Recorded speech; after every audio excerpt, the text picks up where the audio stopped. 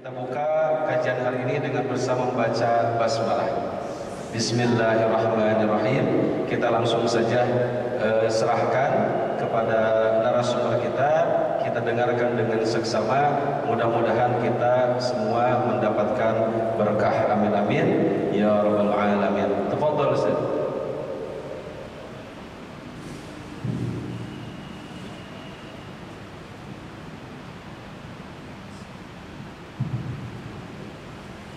Bismillahirrahmanirrahim. Assalamualaikum warahmatullahi wabarakatuh. Alhamdulillahi wa kafa, wassalatu wassalamu ala sayyidina Muhammad ahlu sidqi wal wafa wa ala alihi wa sahbihi wa man sanna bisunnatihi wa hadiya bihadihi ila yaumil qiyamah. Bapak, ibu rahmati Allah subhanahu wa ta'ala, sudah pada sarapan belum Ibu? Udah Pak? Udah. Kalau sudah saya mau tes Pak. Sebelum angka 1 berapa Ibu? Hah? Pak, sebelum angka 1 berapa? Gak ada Bu. Ada Pak sebelum angka 1? Gak ada. Berarti kayak belum sarapan Ibu. Alhamdulillah kita bisa berjumpa lagi bersama-sama dalam majelis ini. Mudah-mudahan Allah Subhanahu wa taala memberikan kepada kita kesehatan, umur yang berkah, anak-anak yang soleh dan soleha, keluarga yang bahagia sampai nanti hari kiamat. Saya duduk di tengah-tengah ini bukan karena saya paling muda gitu. Tapi kelihatannya memang saya paling muda Pak gitu. Dan bukan juga karena saya lebih tahu gitu. Mungkin perbedaannya hanya saja saya belajar lebih dulu, ibu-ibu bapak-bapak baru belajar sekarang. Itu saja sudah perbedaannya. Jadi yang belajar lebih dulu mempunyai kewajiban untuk menyampaikan. Yang baru belajar mempunyai kewajiban untuk mendengarkan. Itu. Ya. Jadi nanti kalau ada kata yang kurang mengena di dalam hati Bapak Ibu semuanya, saya mohon maaf. Karena biasalah anak muda itu, gitu. Kadang-kadang suka maunya sendiri dan sebagainya, Pak. Ya. Tadi sudah disampaikan oleh moderator Ustaz Ahsan.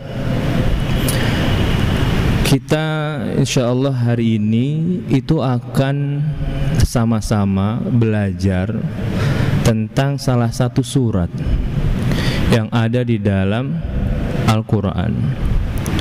Dan saya rasa semuanya Bapak Ibu ini sudah hafal surat ini.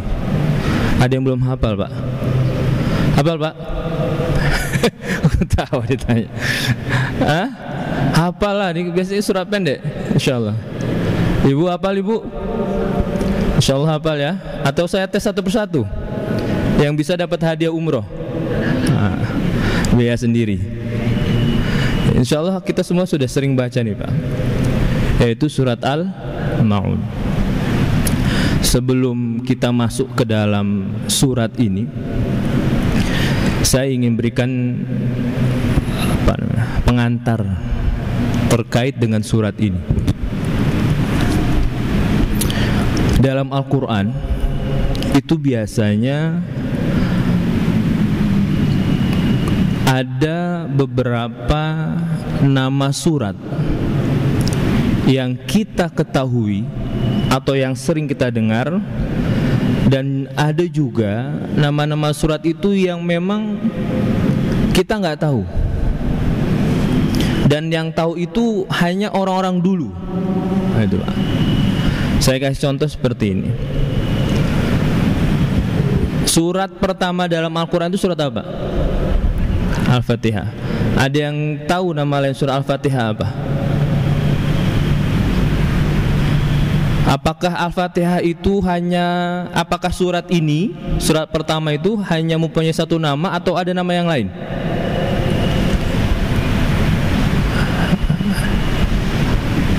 Kita sering dengar ketika ada yang ingin berdoa dan sebagainya, sering diucapkan dengan Ummul Quran Al-Fatihah. Nah, itu. Nah, Ummul Quran itu adalah nama lain dari surat Al-Fatihah. Nah, kenapa dinamakan dengan Ummun? Nah, karena dalam bahasa Arab kata itu mengandung makna induk. Itu. Atau itu mengandung makna sumber asal. Seperti Mekah itu nama lainnya apa? Ummul Qura. Nah, itu. Dia di sana adalah dinamakan dengan Ummul Qura karena dia dasar atau sumber yang nanti setelah itu timbul kampung-kampung yang ada di sekelilingnya. Nah, Al-Quran dinamakan, Al-Fatihah dinamakan Ummul Quran karena semua Al-Quran itu yang jumlahnya 6.000 sekian ayat itu dirangkum dalam 7 ayat itu. Dirangkum hanya dalam 7 ayat.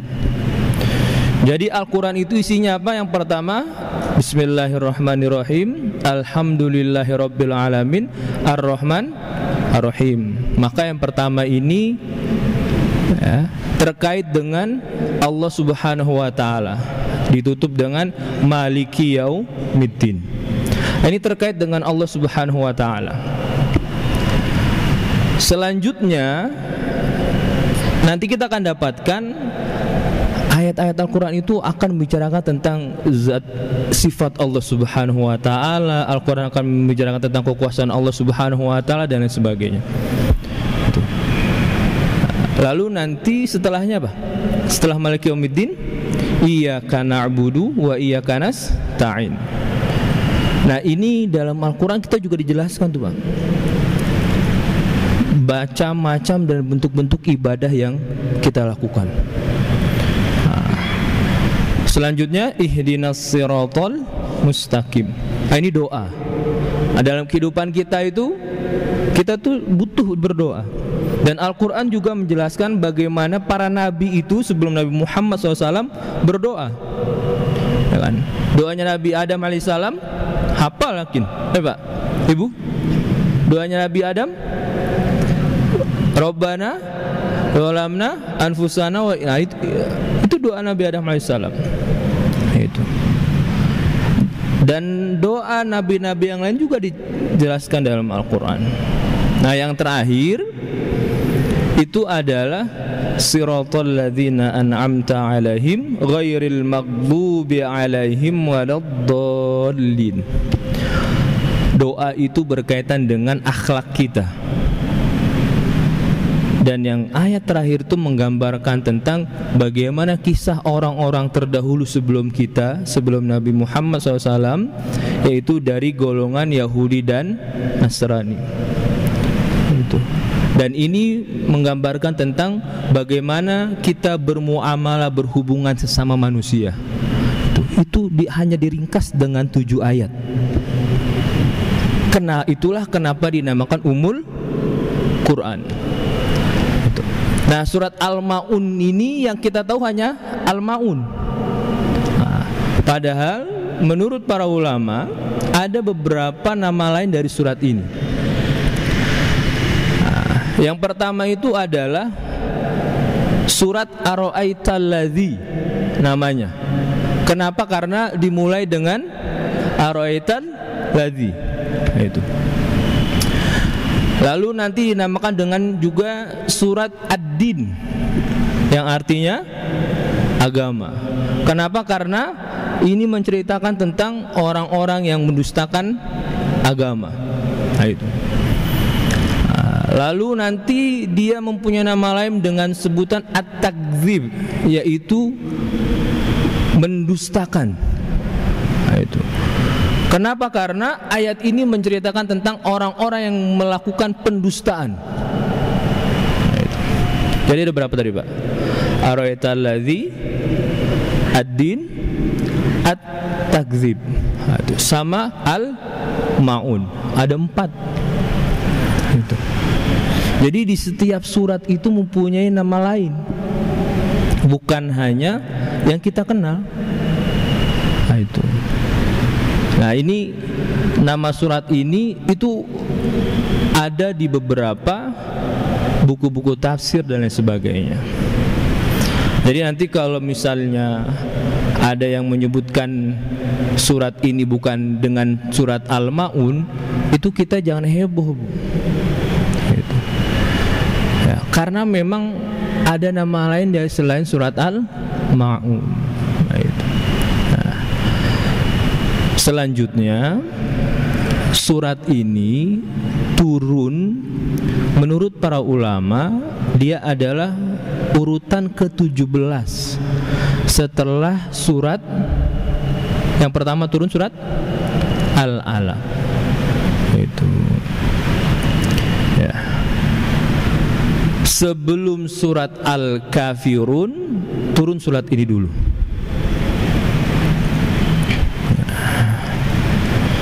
Dan ada sebagian yang berpendapat bahwasannya surat ini jumlahnya berapa ayat? Kalau di Quran kita berapa ayat jumlahnya, Bu? 6. Nah itu ada di mushaf yang punya orang-orang Suriah dulu, bukan yang sekarang ya. Itu jumlahnya 7 ayat. Nah, itu. Nah, ini pengantar sedikit tentang nama surat. Yaitu. Lalu apa inti dari surat ini? Nah, itulah yang nanti akan kita belajar sama-sama pada pagi hari ini. Gitu ya. Bismillahirrahmanirrahim. Ara'aital ladzi yukadzibu bid-din. Nah, itu.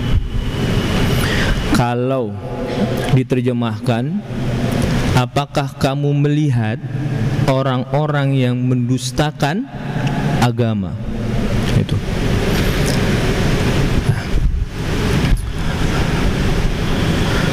Al-Quran ya, surat ini itu bentuknya sebuah pertanyaan.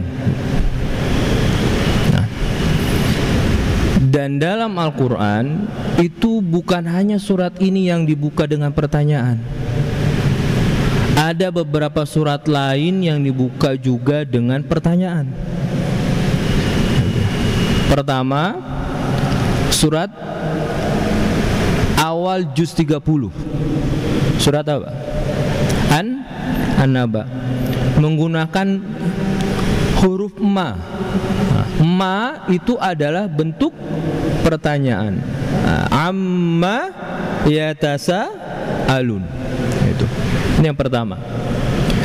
Lalu nanti ada di dalam surat Al-Insan, itu firman Allah Subhanahu wa taala, hal ata 'alal insani hinum minad dahri lam yakum minasyai'an. Nah, itu. Hal dalam bahasa Arab itu adalah kata bentuk tanya.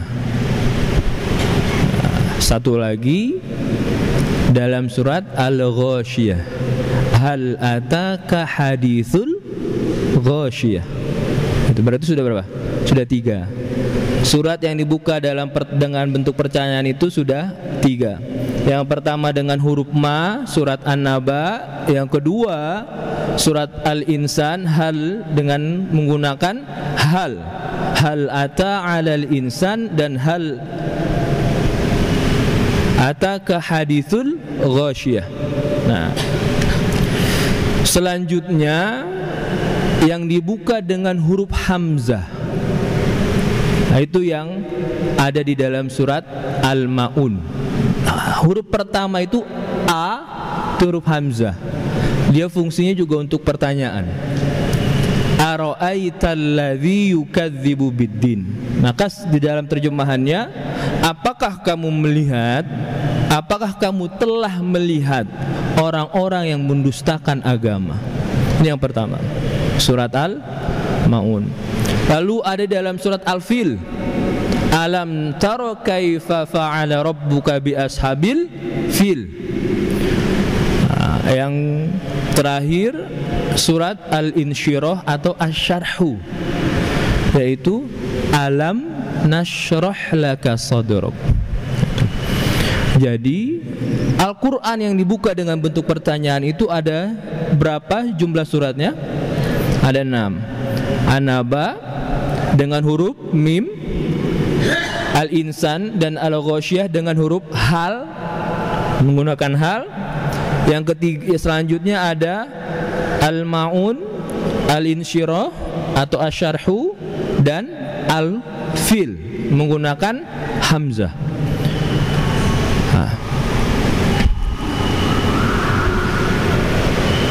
Apakah ini bentuknya benar-benar pertanyaan atau pernyataan?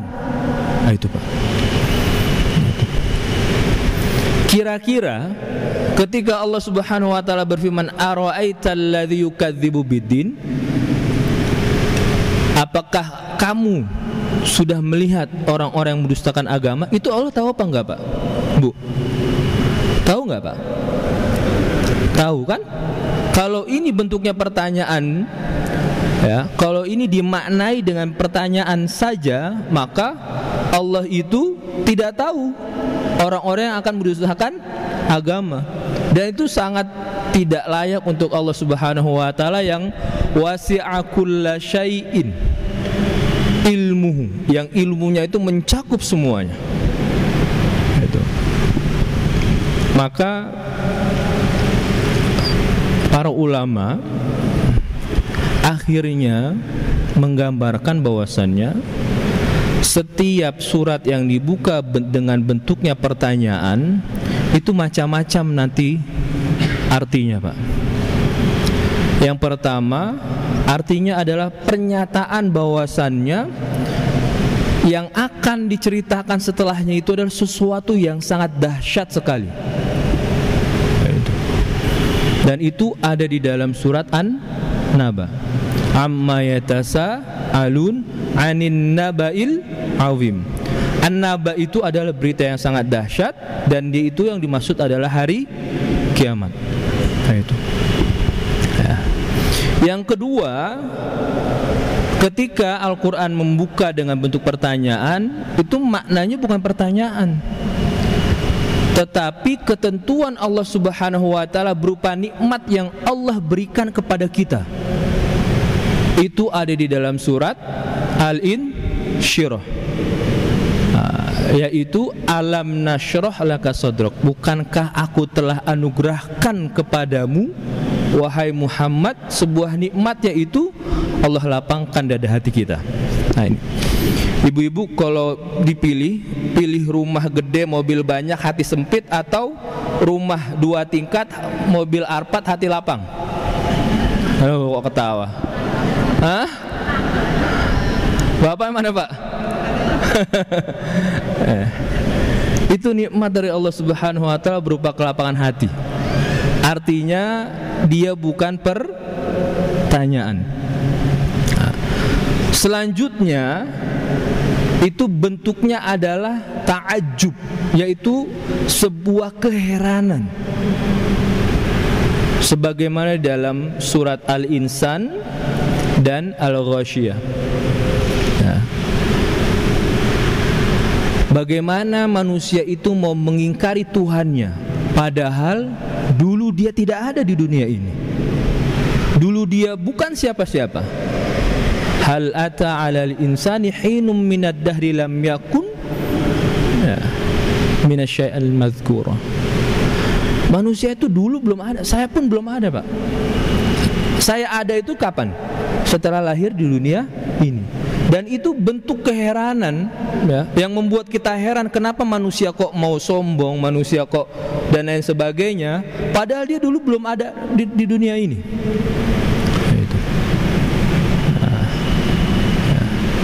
Dan itu digambarkan dengan pertanyaan yang bentuknya adalah sebuah keheranan yang dilakukan oleh manusia. Selanjutnya dengan Al-ara'aital ladzi yukadzibu biddin, ini juga bentuknya bukan pertanyaan, Pak. Ya, bentuknya adalah ajakan supaya kita itu memperhatikan benar-benar apa yang Allah ingin sampaikan kepada kita tentang sifat orang-orang yang mendustakan agama. Itu. Ya.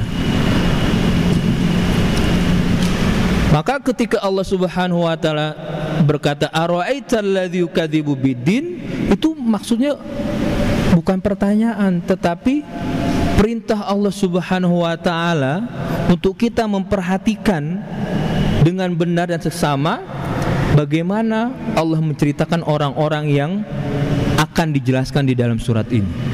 Nah, itu. Nah, maka ketika kita memahami ini, clear sudah maksud dari pertanyaan dalam Al-Quran yang menjadi pembuka dalam surat itu memang bukan pertanyaan, tetapi ada beberapa makna di sana. Kita mulai ke ayat pertama. Ara'aital ladzi yukadzibu biddin. Apakah kamu sudah melihat orang-orang yang mendustakan agama? Menurut para ahli mufassirin, ayat ini itu dibagi menjadi dua bagian. Imam Fakhrur Razi dalam tafsirnya beliau menyampaikan, yang pertama, ayat ini turun kepada person tertentu, artinya kepada seseorang tertentu. Maka ketika ayat ini diturunkan kepada salah satu orang yang hidup di dunia ini, harus ada orang yang disebutkan siapa dan kepada siapa ayat ini turun. Ada sebagian berpendapat bahwasannya ayat ini turun kepada Abu Sufyan. Abu Sufyan itu ketika sebelum masuk ke dalam agama Islam, setiap minggu beliau menyembelih 2 unta untuk pesta bersama kawan-kawannya. Nah, itu. Lalu datanglah seorang yatim untuk meminta sedikit daging tersebut. Nah, itu. Bukannya dikasih, malah dimaki-maki dan sebagainya. Ayat ini turun pertama kepada Abu Sufyan. Yang kedua, ayat ini turun kepada Abu Jahal. Abu Jahal ketika itu menjadi orang yang menjadi wali yatim. Nah, itu, Pak. Jadi ada anak yatim punya harta banyak, ya. Maka Abu Jahal menjadi walinya untuk memegang harta tersebut. Lalu anak yatim ini datang kepada Abu Jahal untuk meminta hartanya. Nah, karena posisi Abu Jahal itu hanya sebagai wali yang menjaga harta anak yatim tersebut. Dan itu adalah hak anak yatim ini.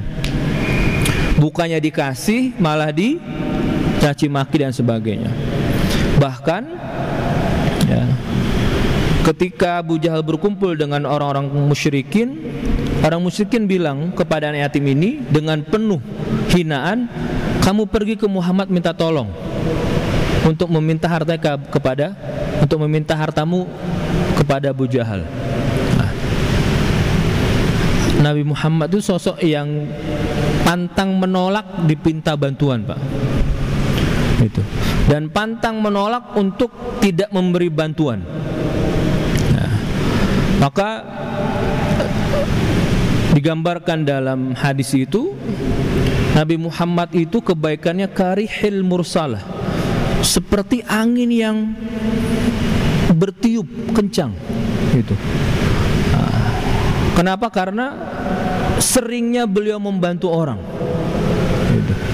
Akhirnya anak yatim ini datang kepada Nabi Muhammad lalu bilang, Akhirnya Nabi Muhammad SAW datang kepada Abu Jahal.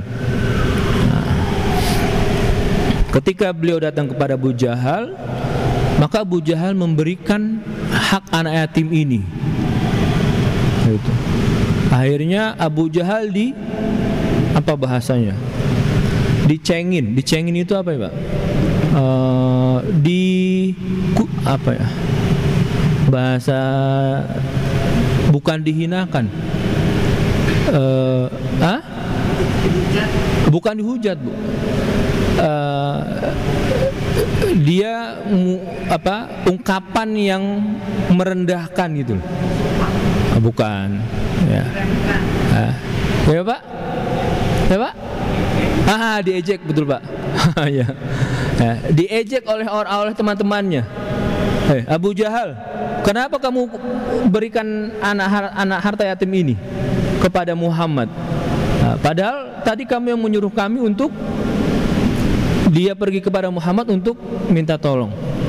Akhirnya Abu Jahal bilang, ketika Muhammad itu datang, ya, saya lihat di belakangnya 2 orang yang membawa senjata perang. Gitu. Maka kalau saya takut, kalau saya tidak memberikan harta itu, nanti saya dibunuh. Nah, itu. Akhirnya Abu Jahal memberikan harta tersebut. Dan yang ketiga, ayat ini turun kepada orang-orang munafik. Jadi ayat ini turun kepada orang-orang munafik. Nah, ini yang pertama. Ya. Jadi yang dimaksud dengan ayat ini, kalau dia berkaitan dengan seseorang, maka maksudnya itu menurut para ahli tafsir yang pertama bisa Abu Sufyan, bisa Abu Jahal, bisa orang-orang munafik. Nah, yang kedua, ayat ini itu turunnya untuk kepada siapa saja yang mempunyai sifat-sifat seperti yang digambarkan dalam ayat ini.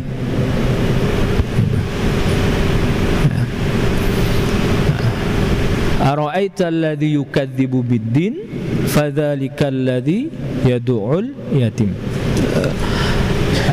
Ayat pertama itu menggambarkan tentang bagaimana orang-orang yang yukadzibu itu, Pak. Dalam bahasa Arab, ketika menggunakan kata kerja yang mengandung makna pada saat ini dan yang akan datang, atau sering disebut dengan fi'il mudhari, itu menurut para ahli bahasa mengandung makna sesuatu yang akan terus terulang dan terjadi. Jadi dia itu bukan hanya sekali melakukan pendustaan, pembohongan, Pak, tetapi orang ini terus melakukan kebohongan dan kedustaan. Nah, dalam terjemahannya, kata ad-din itu sering diterjemahkan ke dalam arti agama. Itu. Nah, nanti dalam Al-Quran juga kata ad-din itu bukan agama maksudnya, Pak. Coba kita lihat surat Al-Fatihah. Bismillahirrahmanirrahim. Ar-Rahmanirrahim. Ayat ketiga, Maliki Yaumiddin. Apa artinya?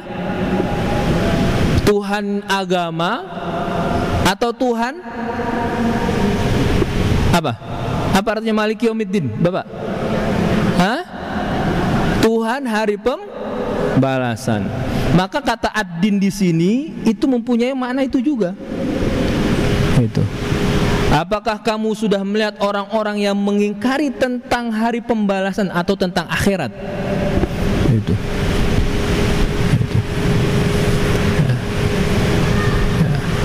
Ya. Maka nanti ketika bahasa Arab itu ad-din lalu dain, ya, itu asal katanya atau unsur katanya itu berasal dari 3 huruf, da, ya, na. Itu.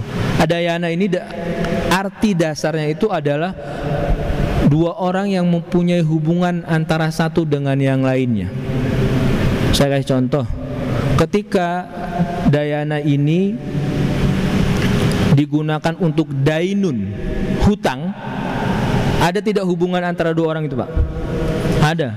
Itu. Dan ketika dayana ini dimaksudkan dengan din, agama, ada tidak hubungan antara kita dengan Allah Subhanahu wa taala? Ada. Nah itu ya. Maka ayat pertama ini arti ad-din itu bisa diartikan dengan agama dan bisa diartikan juga dengan hari pembalasan. Kenapa ini diartikan dengan hari pembalasan, dengan hari kiamat? Saya ingin tanya ke bapak-bapak. Bapak-bapak datang, enggak usah datang lah. Sholat 5 waktu itu tujuan dan harapannya apa?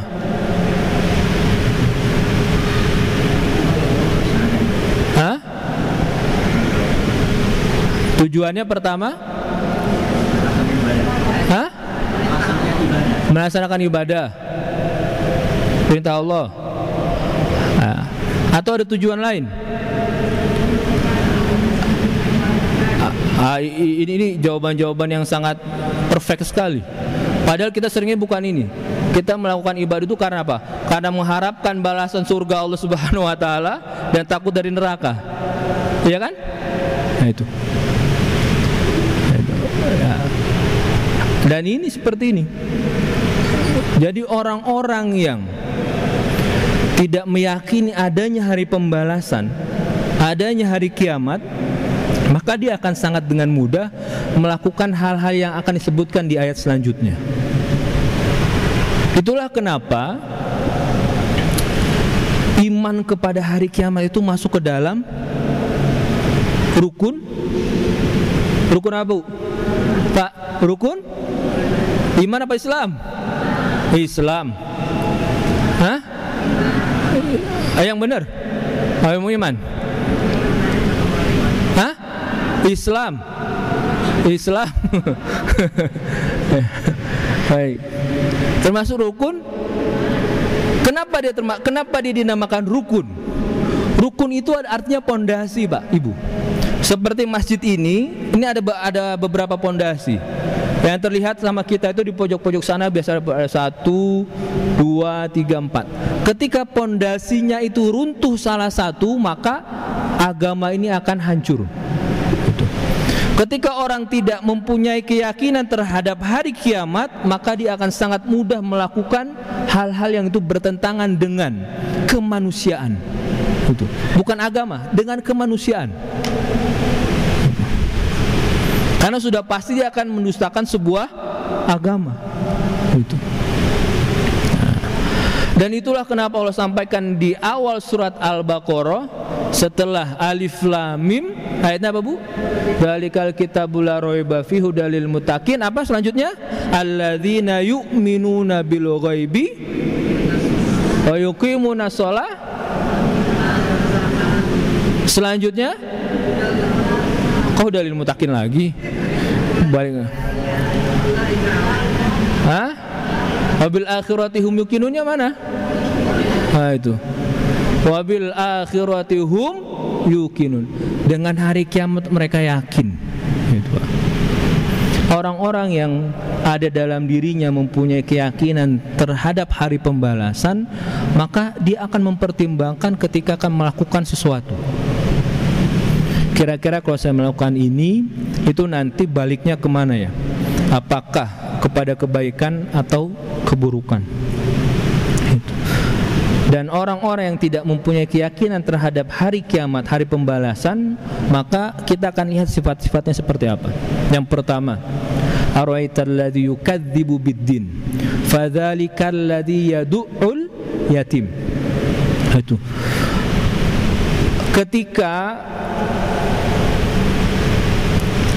diawali ayat yang kedua dengan fa, itu biasanya diterjemahkan dalam Al-Quran maka. Ketika dalam bahasa Indonesia menggunakan maka, sebelumnya itu ada sebab atau tidak? Ada apa? Ada sebab nggak kalau maka? Anak muda? Ada. Itu. Artinya apa? Kelakuan itu disebabkan karena apa? Karena mereka tidak mengimani hari pembalasan. Maka lihatlah apa yang mereka lakukan. Yang pertama, fadzalikal ladzi yad'ul yatim. Nah, itu. Nah, kata yad'u itu disering diartikan menghardik, Ibu. Ada yang punya membuka terjemahannya? Menghardik, Ibu. Terjemahan? Menghardik. Ya. Nah, menghardik. Menghardik itu sesuatu yang sangat ringan atau keras, Pak? Hah? Keras. Itu. Nah, jadi ya'du'ul itu adalah menghardik, mencaci maki, itu. Menghinakan, itu. Ya. Ya. Dan menahan harta anak yatim itu sendiri. Itu kata ya'du'u. Lalu kalau Bapak lihat dalam kata yad'u itu ada tasdidnya. Itu. Yad'u itu ada ya, da, tasdid dan ain. Nanti ada kata dalam bahasa Arab juga ya, da, ain tanpa tasdid. Ketika Al-Quran menggunakan kata yad'u, itu mengandung makna bahwasannya orang ini bukan hanya melakukan satu kali, Pak, tapi terus menerus melakukannya. Gitu. Fadzalikal ladzi yad'ul yatim. Dia itu orang yang sifat orang ini dia terus menghardik anak yatim, mencaci maki, menghina dan lain sebagainya. Gitu. Maka kalau yang hanya satu kali lalu bertaubat dan lain sebagainya, dia tidak termasuk ke dalam kategori ayat ini. Nah, itu, Pak. Karena ayat ini menggunakan tasdid yang artinya terus-terus sering dia melakukan itu. Ada yang artinya datang ke rumahnya nyusahin orang. Nah, itu. Lagi seperti itu dan sebagainya. Itu. Nah, bukan hanya yad'u tetapi wala yahuddu ala ta'amil miskin. Ya. Sebelum saya lanjut ke ayat selanjutnya, ada salah satu qiraat yang lain, Bang, yang menggunakan kata yad'u, bukan yad'u. Nah, itu. Nah, yad'u itu artinya mengundang untuk makan, Pak. Maka kalau kita lihat wala yad'ul yatim, artinya orang ini nggak pernah sama sekali mengundang anak yatim itu untuk makan ke rumahnya dan sebagainya. Dan Nabi Muhammad SAW sampaikan khairu ma'idatin fiha yatim. Ya, hidangan yang paling baik itu adalah hidangan yang di dalamnya terdapat anak yatim. Bapak, ibu-ibu, kalau nanti menikahkan anaknya itu, ingin mendapatkan keberkahan dalam acara tersebut, maka jangan lupa undang anak yatim makan ke acara bapak ibu-ibu. Karena Muhammad SAW khairu ma'idatin, sebaik-baiknya hidangan itu adalah hidangan yang ada di dalamnya anak yatim. Itu. Ya. Nah, ini kalau kita melihat dari bacaan qiraat yang lain.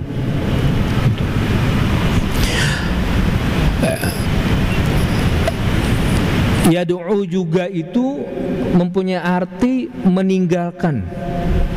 Artinya dia tidak memperhatikan, dia tidak memperdulikan dan lain sebagainya. Ini makna terkait ayat yang kedua. Ini kita sampai jam berapa, Ustaz? Sampai jam 10. Nah, itu. Saya kira sampai asar, ibu-ibu. Baik. Itu yang kedua. Selanjutnya, fadzalikal ladzi wala yahuddu ala ta'amil miskin. Coba lihat, Bu. Bagaimana pelitnya orang itu. Ya. Untuk mengajak orang lain saja dia nggak mau. Yahuddu itu adalah meminta orang lain melakukannya. Nanti kita ngajak gitu. Nah, ini orang munafik. Orang munafik itu sifatnya seperti itu. Tidak mau mengeluarkan hartanya dan dia melarang orang lain untuk melakukan kebaikan. Ya, kebayang bagaimana pelitnya orang. Nah, makanya kata yang sering kita lakukan itu, ya, kalau nggak bisa dengan harta maka dengan tenaga. Itu nggak bisa dengan tenaga maka dengan pikiran, nggak bisa dengan pikiran maka dengan apa? Doa. Nggak bisa dengan doa maka dengan disolatkan. Nah, itu selesai sudah. Itu. Ya kan? Ya. Untuk mengajak orang lain aja dia nggak mau. Untuk mengajak orang lain. Bagaimana dia mengeluarkan hartanya. Itu. Wala yahuddu ala ta'amil miskin. Ta'amil miskin ini mengisyaratkan bahwasannya harta itu adalah punya anak yatim, bukan punya dia, Pak. Gitu. Kalau dia dititipkan harta anak yatim dan harta anak yatim itu dipegang oleh dia, tidak diberikan kepada anak yatim, lalu dia ngelarang orang lain untuk memberikan kepada anak yatim itu kira-kira disebut dengan apa, Pak? Hah? Bu, disebut dengan apa tuh kira-kira? Hah? Ya. Dia menjadi wali anak yatim, hartanya dipegang oleh dia, tapi tidak diberikan kepada yatim tersebut, lalu dia melarang orang lain untuk memberikan kepada yatim itu makanan dan lain sebagainya. Itu kira-kira apa? Kalau dalam bahasa kita dipanggilnya itu. Ya, serah. Itu sudah medit, kikir. Itu seperti itu. Nah. Wala yahuddu ala ta'amil miskin. Fawailul lil musallin. Nah, okay. Ada beberapa pendapat yang menyebutkan ayat surat ini itu turun di kota Madinah.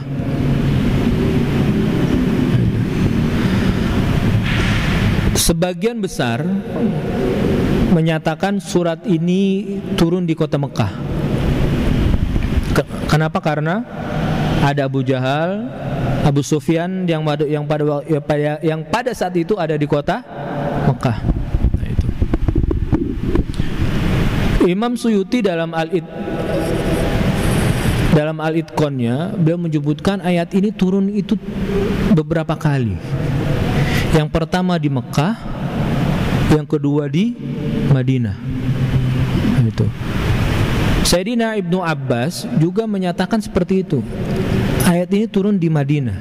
Ayat ini turun di Madinah. Kenapa? Karena fawailul lil musallin, ya. Hampir semua ulama tafsir itu menyatakan ayat ini itu diperuntukkan untuk orang-orang munafik. Dan orang-orang munafik itu adanya di mana? Di kota Madinah. Itu, Pak. Munafik itu muncul baru ada di kota Madinah. Maka ketika Al-Qur'an ini menyebutkan fawailul lil musallin, Maka celakalah bagi orang-orang yang sholat. Siapa yang dimaksud dengan orang-orang yang sholat ini? Apakah kita yang sering melakukan sholat, atau orang-orang yang memang sholatnya itu hanya untuk menyatakan, hanya untuk dibilang dia sebagai muslim, tetapi sebenarnya dia bukan muslim. Nah, itulah orang-orang munafik. Dia menyembunyikan kekufurannya dan menampakkan keislamannya padahal dia bukan seorang muslim. Itu. Nah, fawailul lil musallin, celakalah bagi orang-orang yang salat. Maka orang-orang munafik itu salatnya, Pak. Wa idza qamu ila sholati qamu kusala yuraunan nas wa la yadhkurunallaha illa qalil. Ketika dia salat itu mereka salatnya itu malas, Pak. Gitu. Salatnya itu kadang-kadang ya, dalam keterangan itu mereka salatnya seperti ini. Ada orang enggak ya? Ada orang enggak, Pak? Nah, itu. Ya letaf itu, dia menoleh ke kiri ke kanan, dia enggak sadar apa yang dibacanya dan enggak sadar. Gitu. Percis seperti anak-anak kita yang baru belajar sholat itu, Pak. Itu.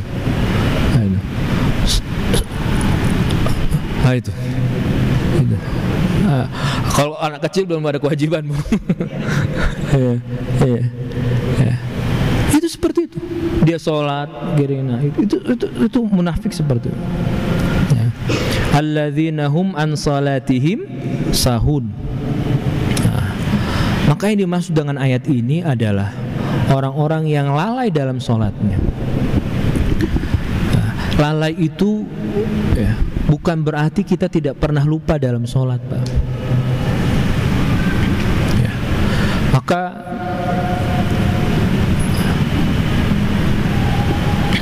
Imam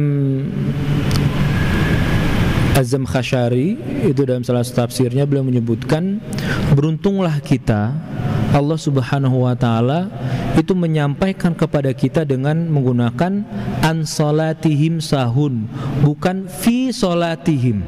Gitu, Pak. Karena kalau fi itu berarti adalah kita sedang melakukan sholat, Pak. Tapi kalau an itu di luar sholatnya. Gitu.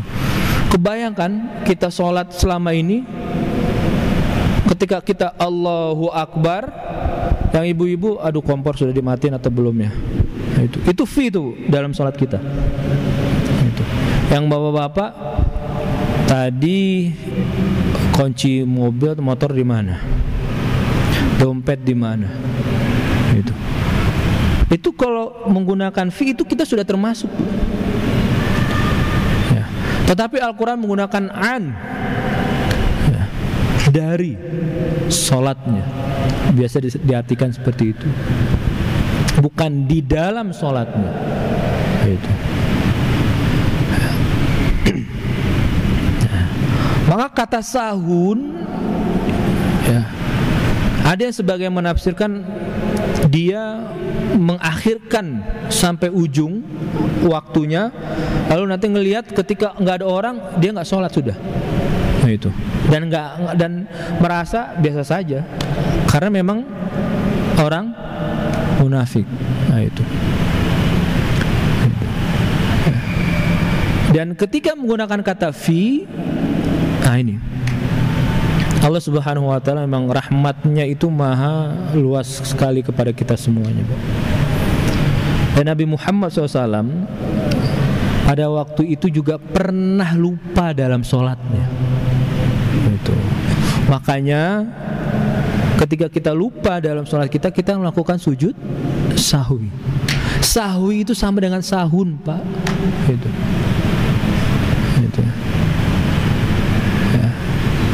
Artinya bukan yang dimaksud adalah lupa dan seperti bukan, tetapi mereka adalah orang-orang yang memang tidak memperhatikan bahwasanya sholat itu memang benar-benar sebuah kewajiban yang Allah berikan kepada kita dan memang kita harus lakukannya. Dan ditutup oleh Allah ayat selanjutnya, alladzina hum yuraun, orang-orang yang sholatnya dengan jadi ada dua nih. Yang pertama, sholatnya orang munafik, yaitu mereka sholatnya seenaknya saja, karena memang mereka hanya ingin menunjukkan mereka Islam, keislamannya, tapi sebenarnya mereka bukan Muslim. Nah, selanjutnya mereka juga yuraun. Nah itu yuraun itu maksudnya adalah memperbagus sholatnya ketika ada orang.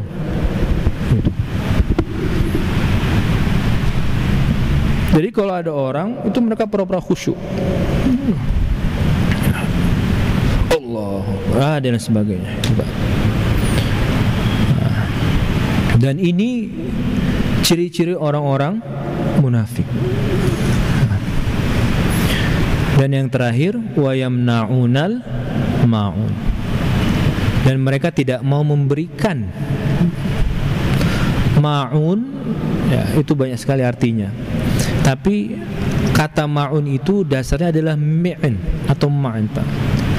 Al-mi'in itu adalah sesuatu yang sangat hina sekali, yang sangat kecil sekali. Itu. Ya. Bahkan ada beberapa hal yang itu kita tidak boleh untuk menolak ketika ada orang memintanya kepada kita. Ada 3 hal yang diriwayatkan oleh Sayyidah Aisyah radhiyallahu anha yang tidak boleh kita menolak ketika orang meminta tolong kepada kita. Yang pertama adalah alma, air. Itu Bu. Ini kalau kita ada orang Bu boleh minta air di rumah Pak. Keran kita tuh di luar. Ada orang, Bu saya boleh minta air? Nggak boleh, saya bahar mahal-mahal. Itu. Wa yamna'unal ma'un. Itu. Karena 3 hal ini tidak boleh ditolak oleh kita. Karena air bukan punya kita. Itu. Ya. Yang kedua, anar, api. Itu. Bapak-bapak pinjam korek. Nah, ini nggak ada korek saya, padahal takut hilang. Itu. Ya. Itu nggak boleh Pak, menolak kita. Ya. Karena api sumbernya siapa? Siapa yang menciptakan api itu? Allah Subhanahu wa ta'ala. Ini kan hal-hal yang sebenarnya remeh itu. Cuma sekarang saja air dijual, api dijual dan sebagainya. Gitu. Yang ketiga al-milh. Milh itu garam. Ibu-ibu nih yang sering biasa nih. Ada tetangga minta garam, Bu, ada garam nggak? Garam saya rumah saya habis. Nah, itu biasanya memberi, tapi sambil macam-macam lah itu. Gitu. Nah, itu nggak boleh Pak. Nah, jadi mi'an itu adalah sesuatu yang dia kebutuhan sehari-hari yang sangat bukan tidak bernilai, tapi itu sesuatu yang sering kita gunakan dan sebagainya. Kalau ada orang yang minjem, itu suatu hal yang biasa saja.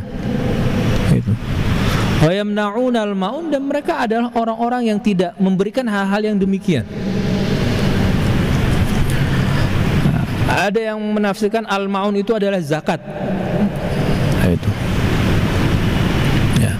Maka orang-orang yang tidak membayar zakat itu adalah orang yang paling pelit Pak.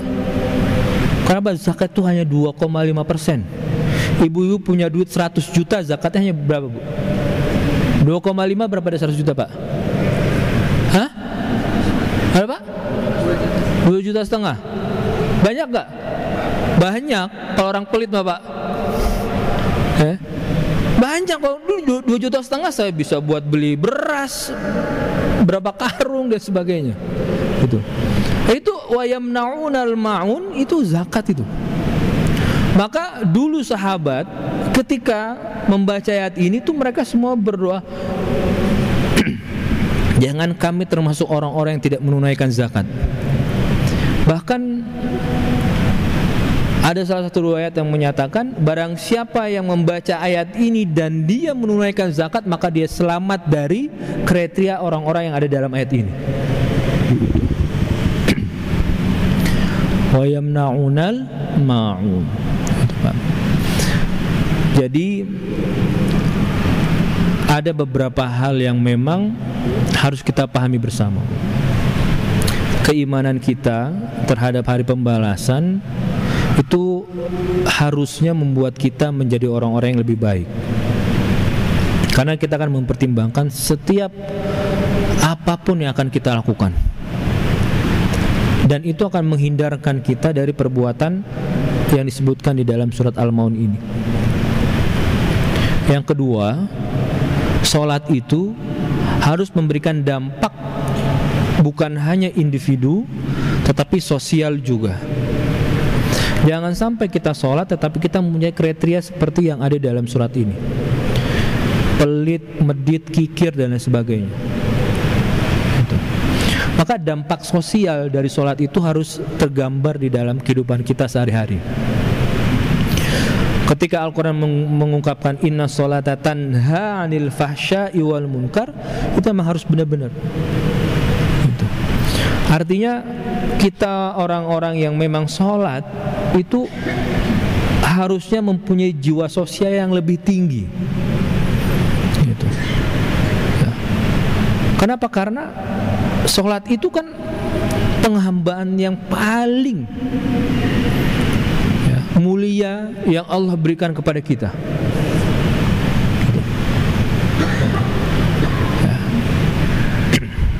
Di dalam sholat kita memuji Allah Subhanahu wa ta'ala. Di dalam sholat kita meminta kepada Allah Subhanahu wa ta'ala. Di dalam sholat kita bermohon dan sebagainya. Maka sholat itu harus memberikan dampak sosial kepada orang-orang yang ada di sekitar kita. Dan inilah sebenarnya tujuan diantara Allah memerintahkan kepada kita sholat, supaya kita tidak menjadi orang-orang yang seperti sebutkan dalam surat ini. Yang terakhir,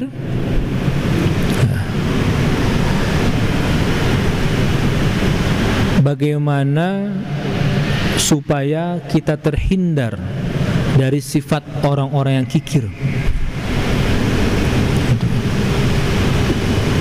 Karena Al-Quran menyebut wa mayyuqa syuhha nafsihi faulaika humul muflihun.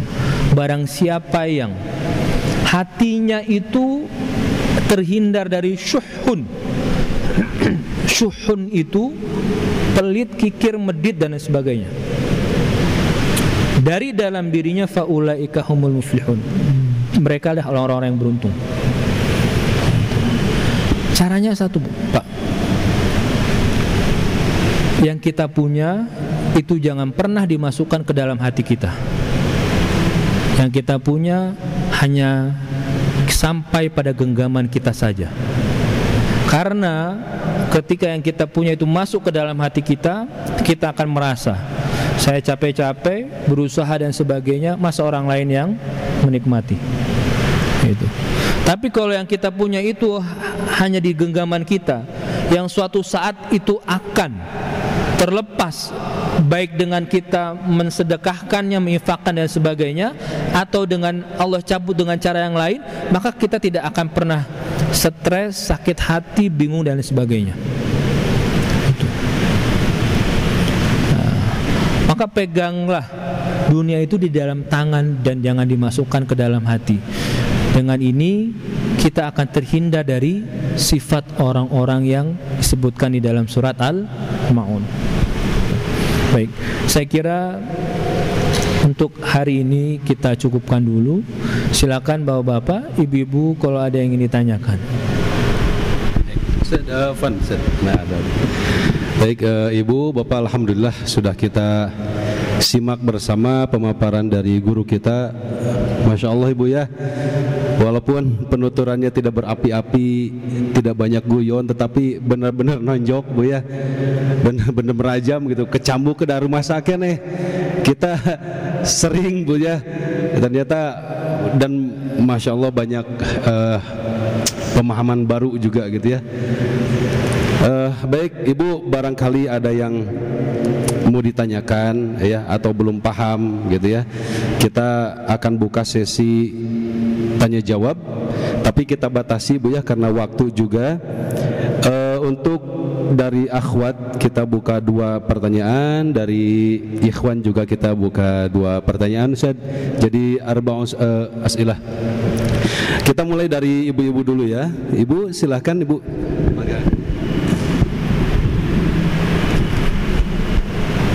Di depan Ibu ya.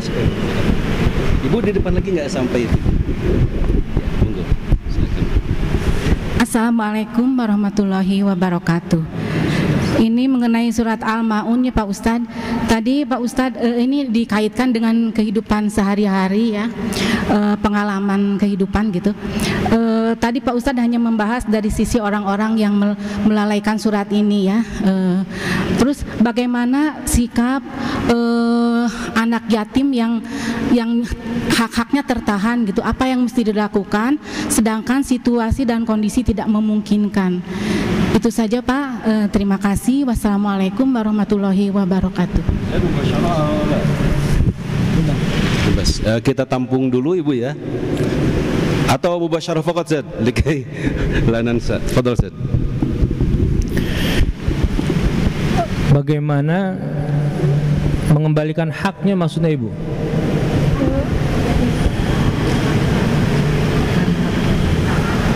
Cara menuntut hak itu Bang mungkin Zad. Yang pertanyaannya adalah ditahan oleh seseorang atau oleh gimana maksud Ibu? Oh, seperti Abu Jahal tadi. Oke, baik. Bagaimana cara menuntutnya? Situasi dan kondisi tidak memungkinkan. Oke, jauh. Baik. Pertama yang harus kita pahami adalah pertama itu, harta anak yatim itu adalah harta panas, Pak. Harta yang sangat panas. Maka kalau ada bapak-bapak yang diamanahkan, ibu-ibu yang diamanahkan untuk menjaga harta anak yatim, ya, pertama Al-Quran itu menyampaikan falyakul bil ma'ruf. Kalau ya di harta kita, harta anak yatim itu dititipkan kepada kita, maka kita mempunyai hak untuk menggunakan, tapi dengan syarat bil ma'ruf dan izin dia. Itu. Karena kalau bahasa sekarang untuk apa namanya, Pak? Apa namanya sih? Operasional, Bu. Nah, itu. Hanya sebatas operasional itu diizinkan. Nah, itu ya. Yang kedua, innalladzina ya'kuluna amwalal yatama zulman innama ya'kuluna fi butuhnihim nar. Orang-orang yang mengambil hak anak yatim, tadi yang saya sebutkan harta panas, itu mereka seakan-akan memakan api di dalam perut mereka. Bagaimana caranya menuntut hak mereka?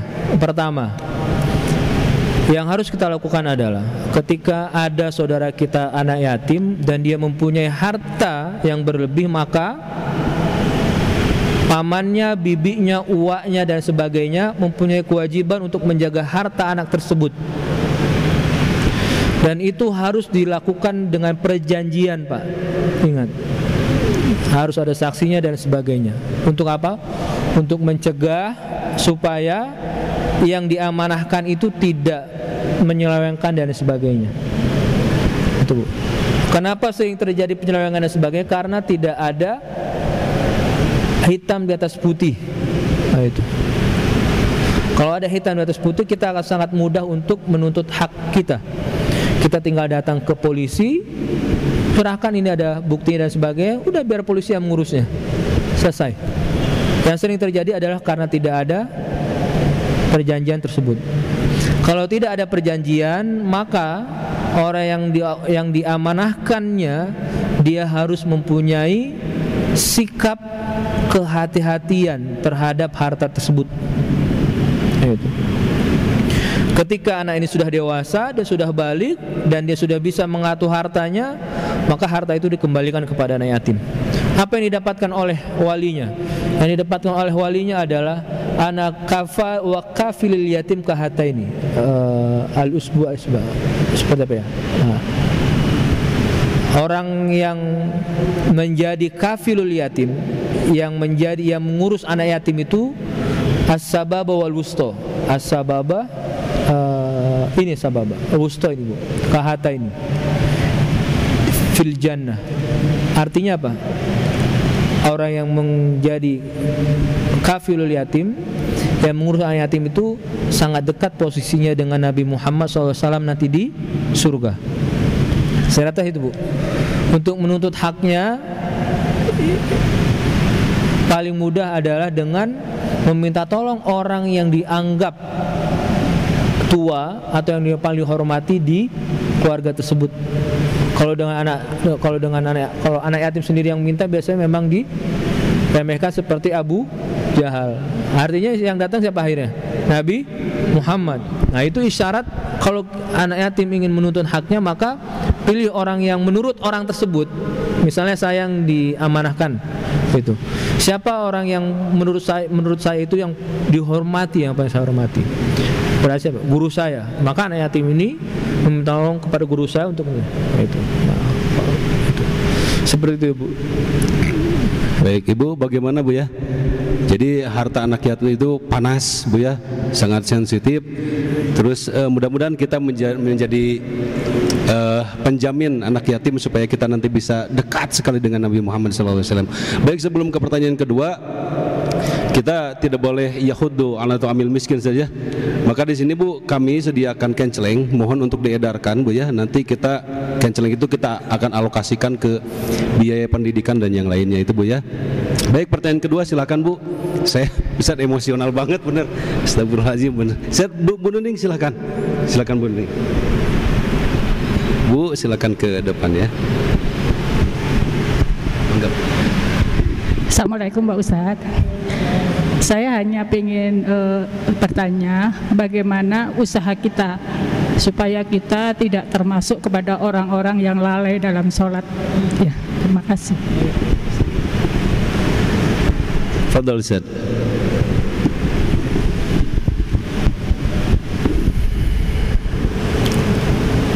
Baik. Tadi kita sudah bahas Bu, arti kata sahun. Sahun itu kalau hanya diartikan dengan lalai, maka akan sangat susah sekali gitu. Karena memang arti lalai itu apakah dia maksudnya adalah meninggalkan sholat itu karena dia masuk ke dalam kategori lalai dan sebagainya. Caranya yang pertama adalah banyak-banyaklah bermohon kepada Allah Subhanahu wa taala. Allahumma a'inni ala dzikrika wa syukrika wa husni ibadatik. Ya Allah, bantulah hambamu ini untuk bisa dengan mudah zikir kepadamu. Salat itu bagian daripada zikir, baca Quran bagian daripada zikir, mengingat Allah bagian daripada zikir. Itu hal yang paling pertama kali kita pinta, itu adalah berdoa kepada Allah Subhanahu wa taala. Allahumma a'inni ala dzikrika wa syukrika wa husni ibadatik. Bahkan Nabi Muhammad SAW sampaikan, jangan engkau pernah meninggalkan doa ini di setiap akhir sholatmu sebelum engkau mengucapkan salam. Itu doa ini Pak. Allahumma a'inni ala dzikrika wa syukrika wa husni ibadatik. Itu yang pertama Bu. Yang kedua, doa yang diucapkan oleh Nabi Ibrahim alaihissalam, Rabbi ja'alni muqimas shalah wa min dzurriyyati. Jadi yang kita pinta itu bukan hanya kita yang pandai menjaga sholat, tapi anak-anak kita juga, keturunan kita juga kita pinta. Rabbi ja'alni muqimas shalah, Rabbi ja'alni muqimas shalah. Nah, selanjutnya Al-Quran menggunakan kata aqimus shalah. Itu mengandung makna bahwasannya sholat itu harus didirikan dengan beberapa aspek Bu. Jadi tidak hanya sekedar mengerjakan sholat, tetapi mendirikan sholat.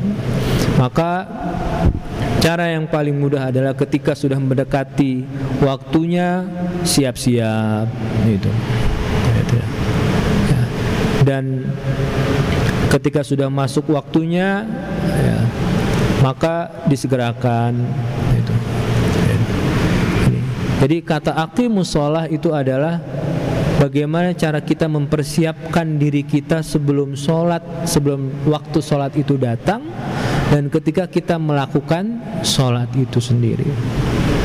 Ya, jadi persiapkan diri, gitu. Dan Nabi Muhammad SAW dan para sahabatnya ketika sudah waktu masuk sholat, mereka mempersiapkan diri dengan sebaik-baiknya. Jadi butuh persiapan diri yang harus kita lakukan sebelum kita melakukan sholat. Misalnya zuhur jam 12 kurang 15, ya berarti setengah 12 kita stop aktivitas kita. Terkecuali Pak ya, terkecuali kita hadir di dalam majelis ilmu, maka itu beda hal lagi, gitu. Itu ya. Saya rasa itu Bu ya, jadi berbanyak doa, lalu lakukan persiapan-persiapan yang bisa kita lakukan untuk sholat. Nah, mudah-mudahan dengan itu kita tidak termasuk orang-orang yang termasuk dalam ayat tersebut. Allahu a'lam bishawab. Alhamdulillah. Sekarang pertanyaan ketiga dari bapak-bapak, kami persilahkan. Silakan Bapak Dwi, monggo Pak Dwi. Pak di sini Pak.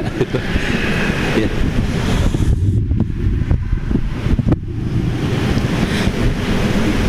Baik, Pak Ustaz, mohon izin bertanya. Fadzalikal ladzi yad'ul yatim. Di situ tidak boleh menghardik anak yatim. Kita diperintahkan untuk menyantuni anak yatim. Dan kesannya di jamaah-jamaah kita itu anak yatim itu kayaknya orang yang miskin.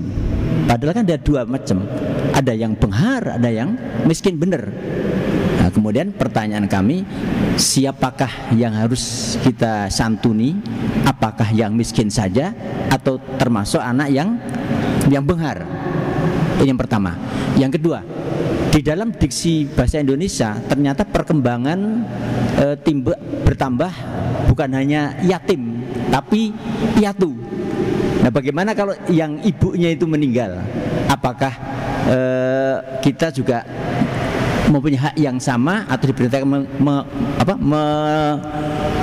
mempunyai hak yang sama untuk tidak menghardik mereka? Karena ini kan yang dalam Al-Quran kan jelas hanya yatim saja, sementara perkembangan di negeri kita ada piatunya. Demikian Ustaz, mohon penjelasan. Baik, yang pertama, siapa yang harus dinafkahi? Ada dua Pak. Kalau yang benghar itu, maka tadi itu nanti Bapak bisa buka dalam surat An-Nisa kalau nggak salah. Itu bagaimana cara mendidik anak yatim yang dia mempunyai harta yang banyak. Itu. Ya. Jadi kalau yang mempunyai harta banyak, dia sebenarnya tidak masuk itu Pak. Kewajibannya adalah bagaimana menjaga harta tersebut sehingga anak ini tercukupi kebutuhannya sampai dia balik dan sampai dia dewasa. Itu yang pertama. Yang kedua, berarti sudah terjawab Pak. Ya, otomatis tuh. Berarti sudah terjawab. Yang kedua, kenapa disebut dengan yatim? Karena sumber pemasukan yang dipahami dari dulu sampai saat ini, yang mencari tulang punggung, yang mencari rezeki dan menjadi tulang punggung keluarga itu adalah ayah, gitu Pak. Meskipun sekarang para ibu-ibu itu juga bekerja dan sebagainya, tetapi secara keseluruhan dari dulu sampai sekarang yang mempunyai kewajiban lebih ya, untuk memberikan rezeki dan sebagainya itu adalah ayahnya. Maka ketika ayah itu tidak ada, meninggal dunia, maka secara tidak langsung dia kehilangan sumber pendapatan dan penghasilannya. Itu Pak. Ya. Maka dengan ini sering diungkapkan yatim itu adalah anak-anak yang kehilangan ayahnya. Padahal bukan hanya kehilangan ayahnya, yang kehilangan ibu juga. Cuma kita sering memahami seperti itu karena apa? Karena sumber penghasilan itu dihasilkan dari laki-laki. Itu Pak. Bagaimana kalau dia kehilangan ibunya dan ayahnya masih ada? Selama ayahnya mampu, dia tidak termasuk yang harus dinafkahi, Pak. Gitu. Justru kan karena ayahnya berusaha, karena ayahnya bekerja dan sebagainya, dia tidak termasuk. Gitu. Nah, yang termasuk di nafkah itu adalah itu tadi, anak-anak yatim yang memang mereka tidak mempunyai penghasilan, atau mereka mempunyai harta dan harta itu digenggam oleh orang lain, oleh walinya, tetapi dia tidak mau menafkahkan kepada anak yatim tersebut. Itu. Jelas Pak? Itu. Jadi memang ketika ada anak yatim mempunyai kemampuan, dia tidak berhak untuk mendapatkan hal tersebut. Tetapi ketika dia tidak mempunyai penghasilan, maka dia berhak untuk mendapatkan hal yang tadi sudah kita sebutkan. Wallahu a'lam. Saya kira seperti itu, Pak. Bapak ke depan Bapak ya, ini nggak sampai. Silakan. Mohon maaf Pak, ke depan. Ya. Ustaz, kalau tidak salah, orang yang ngurus anak yatim, kata Rasulullah SAW, di surga seperti 2 jari. Pahalanya itu Ustaz ya. Kalau misalnya mengurus janda yatim, apakah sama pahalanya? Janda ada. Ada Ustaz. Baik, terima kasih Bapak. Ini sepertinya ungkapan yang terpendam lama sekali Bapak. Atau punya keinginan tapi tidak ada kemampuan. Gak ada keberanian. Nggak ada keberanian. Baik. Baik. Begini Pak. Pertanyaan tadi gitu. Nabi Muhammad itu menikahi janda-janda Pak. Baik. Berapa Nabi Muhammad SAW menikahi Siti Khadijah umurnya ketika itu? Siti Khadijah umurnya Pak? Siti Khadijah Ibu. Siti Khadijah umur berapa ketika itu? 10 tahun. Hah? 40. Siti Khadijah Ibu. Berapa umur Siti Khadijah ketika itu Pak? Berapa Pak? Hah? Siti Khadijah 40, Rasulullah 25. Berarti Bapak kalau mau menikahi janda-janda harus yang umur 40. Nggak boleh yang di bawah itu. Ini kalau mau ngikut Rasulullah seperti itu Pak. Ya. Baik.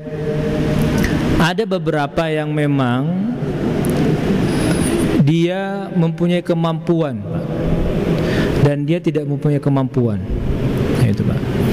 Ketika dia masih mempunyai kemampuan, maka kewajiban itu sudah secara otomatis dia hilang Pak. Tapi ketika dia tidak mempunyai kemampuan, maka barulah kewajiban itu ada. Nah, pertanyaannya, janda itu punya saudara apa tidak? Punya nggak Pak?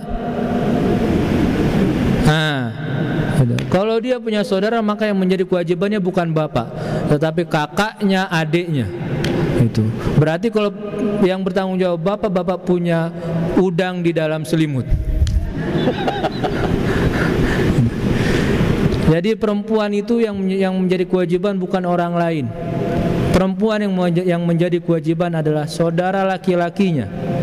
Ketika dia masih ada saudara laki-laki dan lain sebagainya, maka yang bertanggung jawab adalah saudaranya tersebut, bukan orang lain.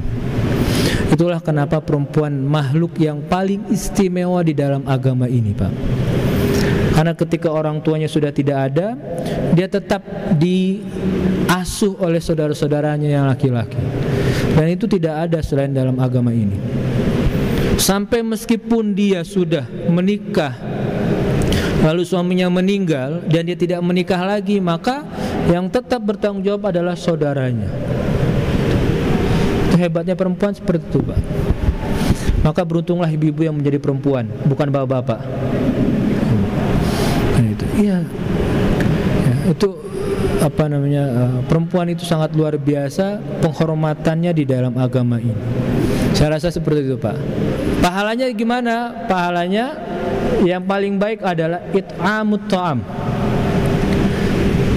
Amal soleh yang paling baik itu adalah memberikan orang lain makan, baik dia janda, nenek-nenek, kakek-kakek dan sebagainya. It'amut ta'am itu sedekah yang paling baik. Bagaimana kalau ini kita lakukan terhadap anak-anak kita, terhadap saudara kita, terhadap tetangga kita dan sebagainya. It'amut ta'am itu adalah amal yang paling baik. Ya. Ya. Maka disebutkan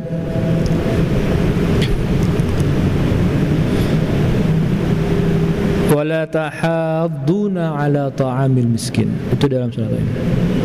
Wa yut'imuna at-ta'ama ala hubbihi miskina wa yatima wa asir. Mereka orang-orang yang gemar memberikan makan. Yang pertama miskin, yatim, asir, dan orang-orang yang tertahan, artinya dia tidak punya kemampuan dan sebagainya. Yang paling baik itu adalah it'amut ta'am. Tapi juga harus dibarengi dengan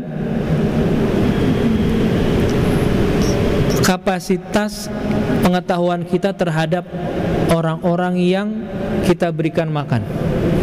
Jadi jangan sampai niat kita memberikan makanan justru terbaliknya. Makanan itu menjadi mubazir dan sebagainya. Gitu, Pak. Karena itu sering terjadi. Dan saya beberapa kali saya melihat tidak sengaja orang ketika mendapatkan makanan dibuka, dilihat dalamnya hanya standar tahu, telur, acar, sambal, dibuang. Itu. Ya. Padahal it'amut ta'am adalah salah satu amal soleh yang paling mudah kita lakukan dan paling digemari oleh Rasulullah SAW. Wallahu a'lam bishawab. Baik Ibu Bapak jemaah rahimakumullah, alhamdulillah kajian kita sudah paripurna. Mudah-mudahan ilmu yang didapat itu bermanfaat untuk kita semuanya. Ya, kita tutup majelis ini dengan bersama membaca hamdalah. Alhamdulillahirabbil alamin.